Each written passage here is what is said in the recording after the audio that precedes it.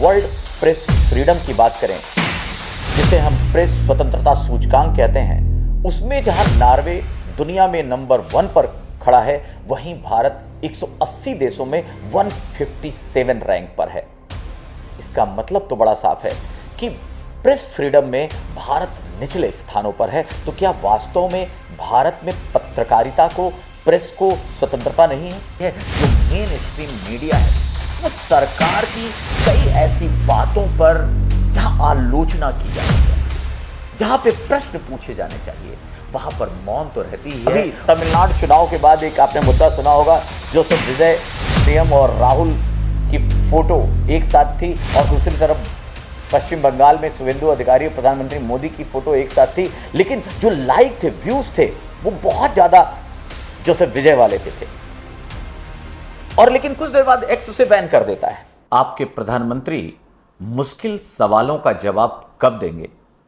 दुनिया के सबसे स्वतंत्र प्रेस के सवालों से आप भागते क्यों हैं, और दुनिया भारत पर विश्वास क्यों करे? Prime Minister Modi, why don't you take some questions from the freest press in the world? जी हां, नॉर्वे की यात्रा के दौरान जब नॉर्वेजियन पत्रकार हेले लिंग ने यह प्रश्न उस समय पूछा जब प्रधानमंत्री मोदी के साथ जोनास स्टोर, जो नॉर्वे के प्रधानमंत्री हैं, ज्वाइंट स्टेटमेंट दे रहे थे, और यह पूरे सोशल मीडिया पर और खासकर भारत में बहुत ज्यादा चर्चित है। हर जगह इसी की चर्चा है। और एक बात यह तो आ ही रही है, अगर हम वर्ल्ड प्रेस फ्रीडम की बात करें, जिसे हम प्रेस स्वतंत्रता सूचकांक कहते हैं, उसमें जहां नॉर्वे दुनिया में नंबर 1 पर खड़ा है, वहीं भारत 180 देशों में 157 रैंक पर है। इसका मतलब तो बड़ा साफ है कि प्रेस फ्रीडम में भारत निचले स्थानों पर है। तो क्या वास्तव में भारत में पत्रकारिता को, प्रेस को स्वतंत्रता नहीं है? वो प्रेस जो लोकतंत्र का चौथा पिलर कहा जाता है। इन दोनों बातों को दो संदर्भों में देखे जाने की जरूरत है। पहला पक्ष अगर देखें, जब हेले लिंग, जो वहां की एक पत्रिका डेक्स बेशिन की पत्रकार हैं, और उन्होंने ये क्वेश्चन ज्वाइंट स्टेटमेंट के बाद पूछा, तो उसके बाद जो ये चीजें चली, और उसके बाद आप देखिए भारतीय सोशल मीडिया पर जो पत्रकार, जो क्रिटिक्स हैं इस सरकार के, राजनीतिक हो या किसी भी तरीके से मोदी सरकार में विश्वास न करता हूं, चाहे वो ध्रुव राठौर जैसे इन्फ्लुएंसर हो, अभय दुबे हो, मोइत्रा हो, खुद एलओपी राहुल गांधी हो, इन सब ने ट्वीट करना शुरू कर दिया और दिखाया कि क्या गजब की निर्भीक महिला पत्रकार है। और गजब की बात यह रही कि इस पत्रकार के केवल अभी तक लगभग 800 फॉलोअर थे, और देखते जाइए अभी ये लगभग मिलियन तक पहुंच जाएंगी।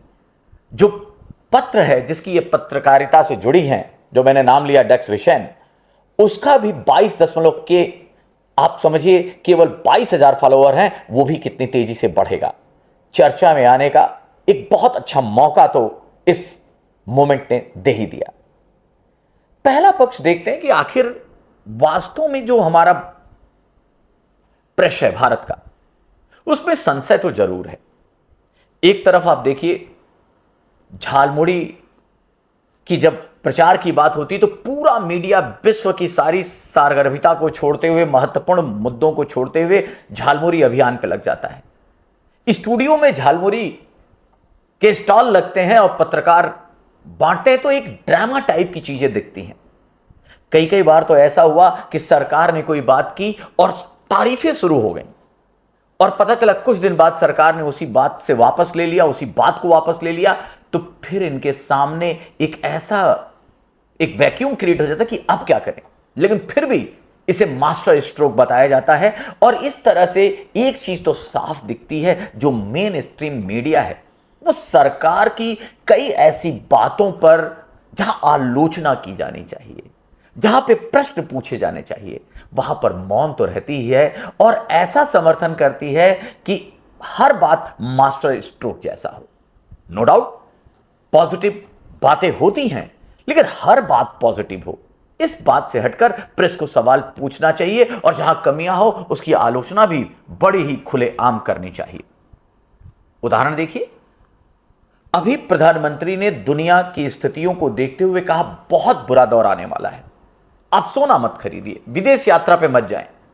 निसंदेह ऐसी स्थिति में हर बड़ा लीडर यह करता है, कई देशों ने ऐसा किया है और प्रधानमंत्री पर जो लोगों का विश्वास है, चूंकि आंकड़ा यह भी आने लगा कि प्रधानमंत्री की अपील के बाद सोना खरीद कम हुई और भारत में जो स्वर्ण भंडार है उसमें इजाफा हुआ। इसका मतलब बिलीफ तो लोग करते हैं। लेकिन एक बात और है कि अगर ऐसी स्थिति थी 2015 में, जब भारत सरकार ने ऊर्जा संगम नाम से एक अभियान चलाया, स्ट्रैटेजिक ऑयल रिजर्व की बात की, एलपीजी रिजर्व की बात की, चाइना ने इन 10 सालों में हमसे 5 गुना ज्यादा रिस्टोर कर लिया, भारत क्यों ना कर सका?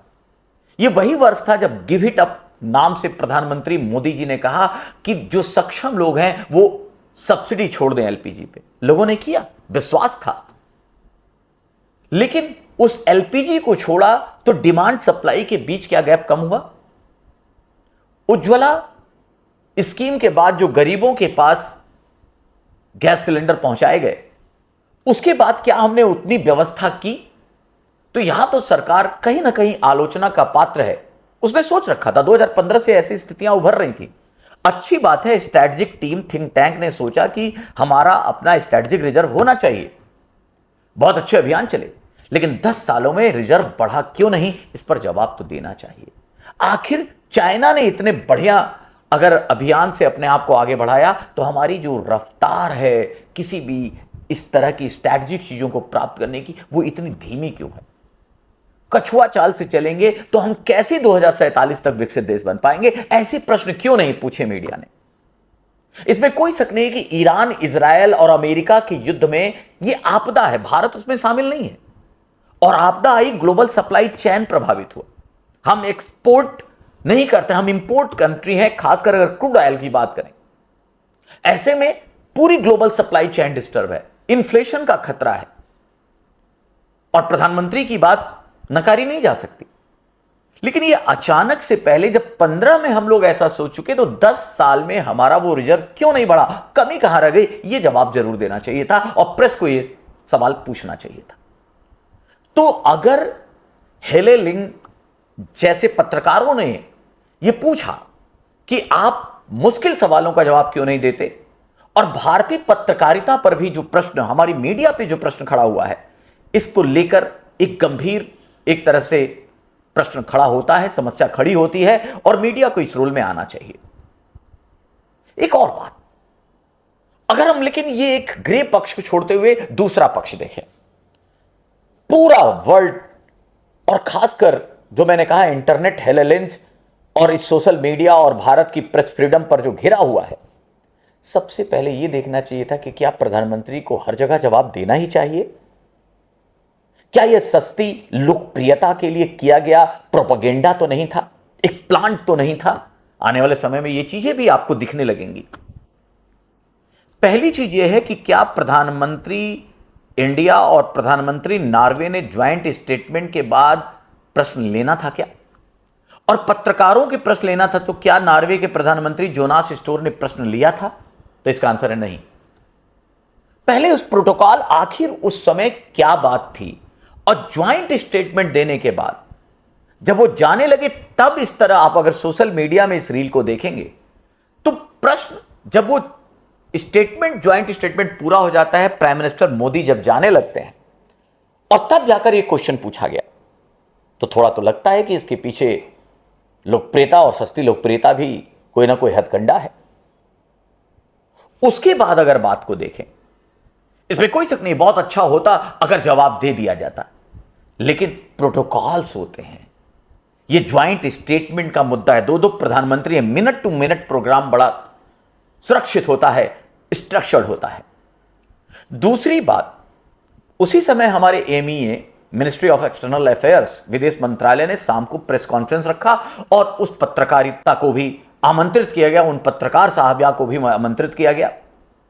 और जब वहां बात होती है तो वहां पर भी बार बार जब हमारे विदेशी मामलों के जो पश्चिमी मामलों के सचिव हैं सीबी जॉर्ज, वो प्रेस कॉन्फ्रेंस कर रहे होते हैं तो बार बार उनको टोका गया।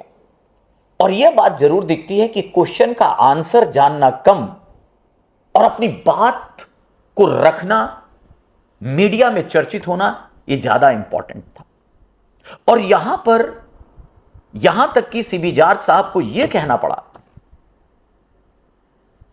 कि ये प्रेस मैं कोऑर्डिनेट कर रहा हूं, तो मुझे ना बताया जाए मैं किस तरह से आंसर दूं। आप क्वेश्चन पूछिए, मैं आंसर दूंगा, सहमत ना हो फिर पूछिए, लेकिन किस तरह संचालन करना चाहिए, कब मैं जवाब दूं, किस तरीके से जवाब दूं, ये आप निर्धारित नहीं कर सकते।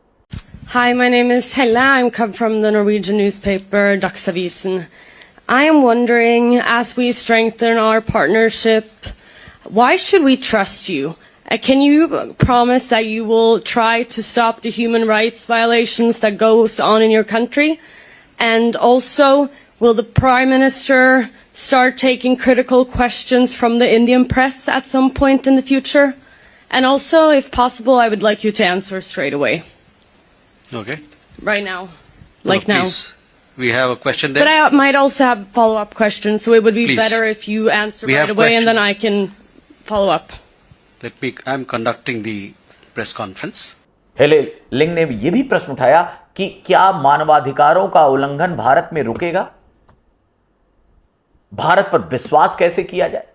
ये जो दो प्रश्न हैं, ये वही प्रश्न हैं जिससे लगता है कि जानबूझकर पश्चिमी देश जिस तरह भारत को घेरना चाहते हैं, कहीं ना कहीं उसका टूल थे, हेले लिंच टूल थी। ह्यूमन राइट, आप अगर पश्चिमी देशों को देखो तो बार बार इस प्रश्न से भारत को घेरता है। भारत, आप एक तुलना करें, एक तरफ भारत की पॉपुलेशन 140 प्लस करोड़ है, दूसरी तरफ अगर नॉर्वे की पॉपुलेशन देखें तो लगभग 5.6 मिलियन, 56 लाख है। 100 करोड़ ज्यादा लोग इंडिया में रहते हैं। इतना डाइवर्स नेशन है, इतनी पुरानी सभ्यता है, और वो पूछती हैं कि आखिर भारत पर ट्रस्ट क्यों किया जाए। कुछ एनजीओ की रिपोर्ट के आधार पर, कुछ आलोचकों के आधार पर, कुछ सोशल मीडिया तंत्र के आधार पर, जो कहीं ना कहीं मेलाफाइड पिक्चर प्रेस करना चाहते हैं भारत की, उस आधार पर यह तय तो नहीं किया गया। याद रखिए, इसका जवाब देना चाहिए था। पूछते हु हेल यू आर, आप कौन होते हो ये पूछने वाले कि भारत पर भरोसा क्यों किया जाए। अगर भारत पर भरोसा करना है तो थोड़ा इतिहास को देखिए। 5000 सालों की सभ्यता है, साथ ही साथ ये एक ऐसा देश है पूरे इतिहास में जब उसने किसी पर हमला नहीं किया, बल्कि केवल हमले सहे हैं। ये वो देश है जिसने कभी गुट निरपेक्षता और आजकल मल्टी अलाइनमेंट के नाम पर सबको साथ लेकर चलने की बात कही है, किसी गुट में शामिल नहीं हुआ। हमेशा कहता है यह युग युद्ध का नहीं है। पंडित नेहरू से लेकर प्रधानमंत्री मोदी तक कोई ऐसा नहीं है जो युद्ध का समर्थन करे। लोकतांत्रिक ढांचे के सभी लोग समर्थन रहे हैं। वसुधैव कुटुंबकम की बात करने वाला देश है वो नॉर्वे, मूलतः जो ईसाई देश है, संभवतः जो दूसरी सबसे धर्म के रहने वाले लोग हैं वो इस्लाम है, वो केवल 2 से 3% होंगे। मतलब 2 से 3%। यहां इंडिया में 20% मुस्लिम हैं, सिख हैं, बुद्ध हैं, जैन हैं। और याद रखिए, डाइवर्सिफिकेशन की बात करें, डाइवर्सिटी की बात करें, तो भारत की पहचान है all the religion under the sun. वो अगर किसी देश में पाए जाते हैं तो केवल भारत में है। याद रखिएगा, दुनिया के सारे धर्म और धर्मों के भी सारे अगर पंथ कहीं हैं, मैं इस्लाम को लेकर भी कहता हूं, तो वो केवल भारत में है। और आप सिखा रहे हैं आप पे विश्वास क्यों किया जाए, भारत पर विश्वास क्यों किया जाए। याद है ना, इकबाल लिखते हैं यूनान, मिस्र, रोमा सब मिट गए जहां से, कुछ बात है कि हस्ती मिटती नहीं हमारी। ये भरोसा ही है। भारत एक कल्चरल, एक सिविलाइज्ड नेशन है। उसके बाद विश्वास क्यों करें? तो आप चाहे न्यूक्लियर पावर को देखें, भारत ऐसा देश है जिसने कभी भी, हमारी न्यूक्लियर डॉक्ट्रिन ओपन है। हमने बता रखा है कि हम किस तरह से काम करेंगे। हमारा न्यूक्लियर प्रोग्राम हमने कभी लीक नहीं किया। अमेरिका पर सीधा आरोप है और पक्ष है कि उसने इजराइल को अपनी तंत्र दिया, तकनीक दी, साझा किया।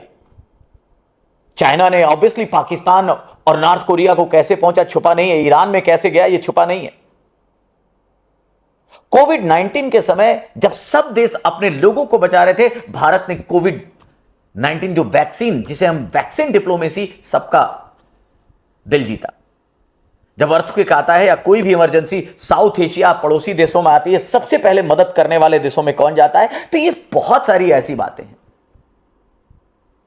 भरोसा, वैसे भी वैसे जो सबसे ज्यादा काम करता है, जो सबसे ज्यादा ईमानदार होता है, बार बार परीक्षा उसे देनी पड़ती है। एक बहुत फेमस गाना है, तू कौन है, तेरा नाम है क्या, सीता भी यहां बदनाम हुई, तो क्यों बेकार की बातों में भीग गए तेरे नैना, कुछ तो लोग कहेंगे, लोगों का काम है कहना।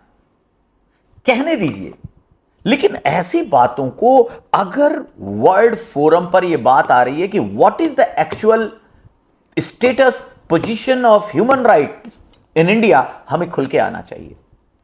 कुछ पत्र, कुछ सोशल मीडिया, कुछ एनजीओ के द्वारा जो प्रोपगेट किया जा रहा है, उसका जवाब तो देना होगा और आंकड़ों और फैक्ट ऑथेंटिसिटी से के साथ देना होगा। यहां पर हर 5वें साल इलेक्शन होता है और जितनी भी माइनॉरिटीज हैं, हमारे यहां अलग अलग आयोग तक हैं, अल्पसंख्यक आयोग हमारे यहां है। हम किस तरह से अफर्मेटिव एक्शन ऑफ स्टेट पे काम करते हैं, वो सारी बातें आनी चाहिए। तो एक चीज तो बड़ा साफ है कि मैं दूसरे पक्ष को लेकर भी, क्योंकि याद रखिए कुछ भी केवल व्हाइट और केवल ब्लैक नहीं होता, not only grey and not only white, in between many colours we have. कहीं लाल होगा, कहीं हरा होगा, कहीं पीला होगा। तो ऐसा कह देना, और जिस मीडिया की वो बात कर रहे हैं, सीबी जार साहब ने बड़ा स्पष्ट कहा कि आपके यहां कितने पत्र हैं पूरे नॉर्वे में। हमारे केवल दिल्ली में 200 से ज्यादा पत्र छपते हैं, तो केवल कुछ पत्रों को माध्यम ना बनाइए। और सोशल मीडिया पे तो सब कुछ, बहुत सारे आलोचक हैं, बहुत सारी बातें हैं। आप, अगर मैं आपको एग्जाम्पल दूं, कभी आप द वायर पढ़िए, द प्रिंट पढ़िए, द हिंदू के लेख पढ़िए, जो उसमें एनालिस्ट हैं वो आलोचना करते हैं। और सोशल मीडिया पे तो ऐसे ऐसे इन्फ्लुएंसर, जैसे मैंने नाम ले लिया, फिर से लेता हूं, ध्रुव राठी, जो आलोचक है, उनको लगता है ध्रुव राठी से बड़ा कोई विद्वान ही नहीं है, और वो वहां जर्मनी में बैठकर भारतीय लोकतंत्र की विद्या देते हैं, ज्ञान देते हैं, और लोग फॉलो करते हैं। आलोचनाएं होनी चाहिए, पर डेमोक्रेसी के सबसे बड़े अगर पुरोधा आप ध्रुव राठी को मानते हैं, फिर इंडियन डेमोक्रेसी और हमारे लीडर क्या कर रहे हैं? हमें आलोचना जरूर स्वीकारनी है। याद रखिए, वर्ल्ड प्रेस फ्रीडम जो रिपोर्टर्स विदाउट बाउंड्री नामक एक एनजीओ जारी करता है प्रति साल, इसमें 5 स्टैंडर्ड होते हैं, 5 मानकों पर निर्धारित होता है। सबसे पहला आता है राजनैतिक संदर्भ। देखा जाता है कि मीडिया पर सेंसरशिप तो नहीं है, मीडिया स्वतंत्र है या नहीं। दूसरा आता है कानूनी ढांचा, मतलब क्या पत्रकारों की, मीडिया की सुरक्षा के लिए वहां का कानून का स्ट्रक्चर कैसा है। तीसरा आता है आर्थिक कारक, कि कहीं जो मीडिया है कारपोरेट घराने तो नहीं हावी हैं, कहीं प्रचार के लिए, कहीं एडवर्टीजमेंट उनको ज्यादा मिले, इस बात को लेकर वो येलो जर्नलिज्म जैसी चीजों पर तो नहीं आते हैं। चौथा आता है एक सामाजिक सांस्कृतिक संदर्भ, कि आखिर पत्रकारों को लेकर, मीडिया को लेकर लोगों का, समाज का, समूह का पूर्वाग्रह क्या है, सोच क्या है, रवैया क्या है। और एक बात और आती है सुरक्षा, सिक्योरिटी, कि आखिर पत्रकार जो स्वतंत्र हैं, जो पूछना चाहते हैं, उनका उत्पीड़न तो नहीं होता। और इन 5 मानकों के आधार पर वर्ल्ड प्रेस फ्रीडम इंडेक्स जारी होता है और निसंदेह इसमें कुछ बातें ऐसी हैं जिसको लेकर भारत की रैंक नीचे है। नीति आयोग ने, भारत सरकार की तरफ से नीति आयोग ने अपने पक्ष रखे हैं कि आखिर वर्ल्ड प्रेस इंडेक्स के जो मानक हैं और उसके आधार पर जो सैंपल साइज है या कुछ ही पत्रकारिता के आधार पर जो भारत की रैंकिंग दी जा रही है, वो भारत सरकार और नीति आयोग इससे सहमत नहीं है। लेकिन आमतौर पर अगर देखें, जिस तरह मीडिया, एक टर्म दे दिया गया गोदी मीडिया, देखिए जहां सरकार है और मीडिया, ये हमेशा एक तरह से साथ साथ चलते हैं। और सरकार ने, चाहे कोई भी सरकार रही हो, इवन फ्रॉम पंडित नेहरू जी, कोशिश ये हमेशा होती है कि मीडिया उनकी बात को लेकर चले। और आजकल 2010 के बाद जिस तरह सोशल मीडिया बहुत तेजी से आगे बढ़ा है, तो कोई बात छुप तो नहीं सकती। अभी शेखर सुमन, जो पहले मूवर्स और शेखर नामक शो लेकर आते थे, उन्होंने कॉमेडी उसमें बहुत अच्छी एक बात कही और बहुत अच्छा व्यंग है। सरकार को इसमें ब्लेम नहीं करना चाहिए और ना इसे बैन करना चाहिए। उन्होंने कहा, दुनिया में अगर सबसे तेज क्या चीज होती है, तो बोला कि सबसे तेज होती है कि सरकार की आलोचना करके वीडियो डालो तो फ्रैक्शन ऑफ सेकंड में वो गायब हो जाएगी। कई बार ऐसा हुआ। अभी तमिलनाडु चुनाव के बाद एक आपने मुद्दा सुना होगा, जोसेफ विजय, सीएम और राहुल की फोटो एक साथ थी और दूसरी तरफ पश्चिम बंगाल में शुवेंदु अधिकारी और प्रधानमंत्री मोदी की फोटो एक साथ थी, लेकिन जो लाइक थे, व्यूज थे, वो बहुत ज्यादा जोसेफ विजय वाले पे थे। और लेकिन कुछ देर बाद एक्स उसे बैन कर देता है, हटा देता है, और फिर जब दबाव पड़ता है तो उसे लाता है। तो प्रश्न तो संदेहास्पद ही है। लेकिन इस मुद्दे को लेकर जो हम बात कर रहे हैं कि क्या प्रेस के सवाल और जिस तरह उस हेले लिंग ने वो क्वेश्चन किया, जिस समय किया, वो उचित था, तो कहीं ना कहीं प्रोपेगेंडा दिखता है। हमें दोनों पक्ष देखने चाहिए। और प्राइम मिनिस्टर को हमारे कई ऐसी ओपन प्रेस कॉन्फ्रेंस का आयोजन जरूर समय समय पर करना चाहिए, जिससे ये जो आरोप है उससे मुक्ति मिले और इस लोगों को लगे कि मीडिया गोदी नहीं है। क्योंकि याद रखिए, प्रेस पर लोगों का विश्वास कम होता जा रहा है। आप आम चूस के खाते हैं या छील के खाते हैं, ऐसे प्रश्न पूछने से ये आलोचना तो होगी ही, ये आरोप तो लगेंगे ही लगेंगे। लेकिन जब वर्ल्ड लेवल पर बात आती है, जब वैश्विक संदर्भ में भारत की छवि की बात आती है, तो इस बात से इनकार नहीं किया जा सकता पहले सबको, क्योंकि आलोचना बड़ी आसान है। मैं भी बैठकर केवल कहूं कि नहीं, ये गोदी मीडिया है और पत्रकार का जवाब देना चाहिए था, भारत की छवि खराब हो गई, आप हमारे प्राइम मिनिस्टर एक्सपोज हो गए कि इन्हें कुछ जवाब देना स्पॉन्टेनियस नहीं आता है, सब कुछ लिखित बोलते हैं, तो बड़े व्यू मिलेंगे। क्योंकि जितना क्रिटिसिज्म, क्योंकि भक्त और चमचों की श्रेणी के बीच ही दुनिया, कम से कम भारत बट गया है।